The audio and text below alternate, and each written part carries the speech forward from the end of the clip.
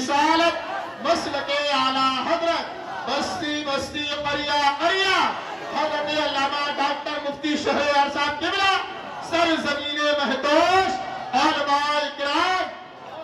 اعلیٰ حضرت پٹھان تھے، لیکن اللہ نے اس پٹھان کو وہ عزت دے دی کہ آج پوری دنیا میں اعلیٰ حضرت کا چرچا ہو رہا ہے۔ اعلیٰ حضرت کے صدقے میں بریلی کا چرچا ہو رہا ہے، اعلیٰ حضرت کے صدقے میں مراد آباد، بدایوں، رامپور کا چرچا ہو رہا ہے، اعلیٰ حضرت کے صدقے میں اس علاقے کے علماء کا چرچا ہو رہا ہے۔ اس علاقے کے عالم پورے ہندوستان میں جہاں چلے جائیں لوگ ادب سے اور احترام سے پیش آ کر ان کا چہرہ غور سے دیکھتے ہیں کہ اعلیٰ حضرت کے دیار سے آیا ہے۔ وہ اکیلے تھے، پورے علاقے کو سرفراز کر گئے۔ اعلیٰ حضرت اکیلے تھے، پورے ہندوستان کو نواز گئے۔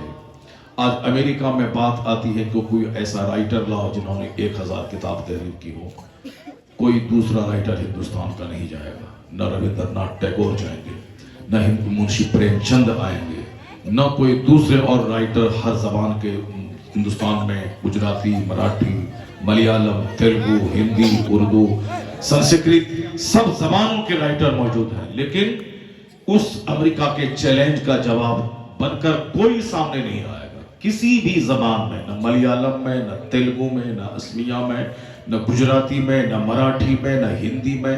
کوئی ایسا رائٹر ہی نہیں ہے جو امریکہ کے اس چیلنج کا جواب دے کے تنہا 1000 کتابوں کا وہ رائٹر ہو۔ اگر بھارت کی آبرو کوئی بچائے گا تو امام احمد رضا خان بچائے گا۔ اس لیے میں نے بریلی کے اسٹیج پہ آج سے 5 سال پہلے کہا تھا کہ حقیقت میں اگر بھارت رتن کی اپادھی کے یوگیہ اگر کوئی ذات ہے تو وہ اعلیٰ حضرت کی ذات گرامی ہے۔ بھارت رتن ہے وہ، یعنی وہ جو بھارت کا منوبل اونچا کرے، جو بھارت کو سمان دے، جو بھارت کو عزت دلائے۔ آج ہندوستان کے کوئی بھی عالم چلے جائیں عربستان میں وہ عزت آج تک کسی کو نہیں ملی ہے جو عرب میں سرکار اعلیٰ حضرت کو ملی۔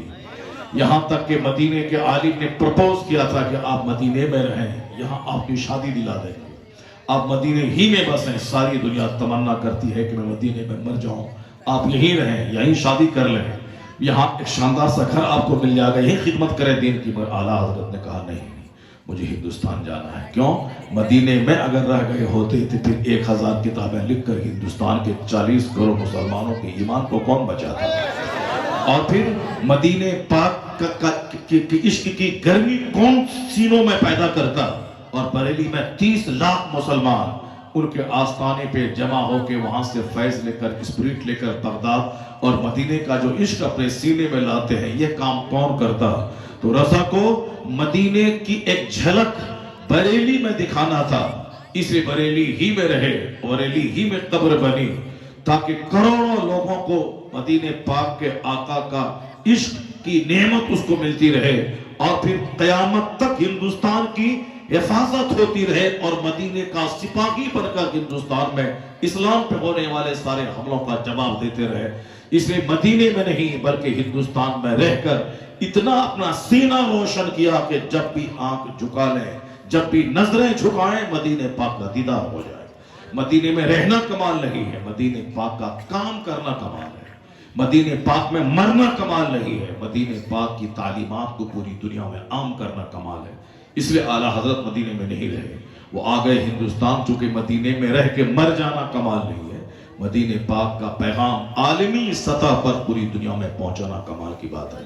جس اعلیٰ حضرت نے ہمیں عزت دلائی، جس اعلیٰ حضرت نے پورے خطے کو عزت دلائی، جس اعلیٰ حضرت نے پورے ہندوستان کو سمان دلایا، آج کوئی دوسرا عالم نہیں ہے جس کی زندگی پر اتنی پی ایچ ڈی کی ڈگریاں حاصل کی گئی ہوں۔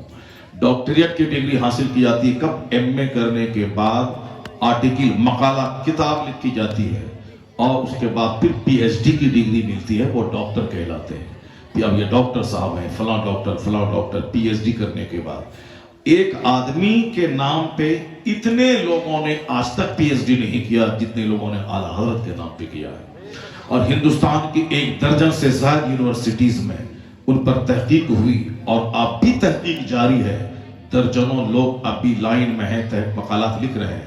ذرا غور سے سنیے گا، تقریر میں سناؤں گا آج آپ کو، مگر بات چھڑ گئی ہے کہ آپ اتنے خوش نصیب ہیں کہ ہم لوگ 10,000 روپے خرچ کر کے بریلی آتے ہیں، اور آپ جب بھی چاہیں بائک پہ چڑھیں 1 گھنٹے میں بریلی پہنچ جائیں اور اعلیٰ حضرت کو سلام کر کے واپس گھر آ جائیں. مجدد اعظم شیخ الاسلام والمسلمین نائب غوث اعظم ہے وہ. کوئی نہیں جانتا کہ اعلیٰ حضرت کون ہے، ورنہ بہت سارے لوگ پیدا ہوئے انڈیا میں گمنام ہو گئے، کوئی نہیں جانتا ہے. مگر اعلیٰ حضرت کے دشمن اتنے ہوئے کہ نجد دشمن، ندوہ دشمن، صاحب دیوبند دشمن، سہارنپور دشمن، علی گڑھ کے سیکولر طبقہ دشمن، اتنے سارے دشمنوں کے بیچ میں. اور جو جاہل خانقاہ کے مجاور ہیں، چادر بیچنے والا، وہ اعلیٰ حضرت کا دشمن